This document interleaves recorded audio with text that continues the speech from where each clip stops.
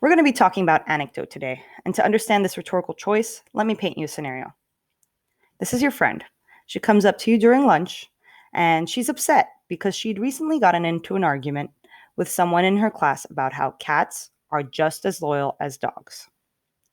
She launches into this story about how, for a few years, she's been feeding and befriending this neighborhood cat until last year when she had to move apartment buildings.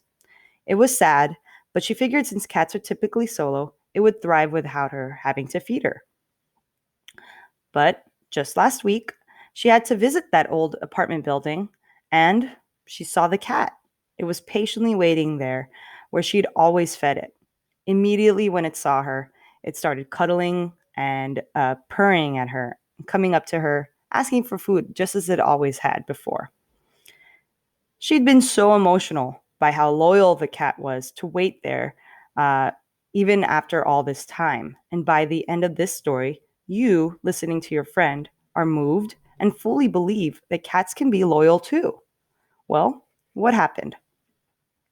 Your friend shared an anecdote, which is a type of story or narrative, one that you tell people about something interesting or funny that has happened to you. It is a story of personal experience. Anecdotes can be fictional, especially if it's used as a metaphor or to make a point, but there are multiple purposes for it. And we're going to get into those purposes in the next video.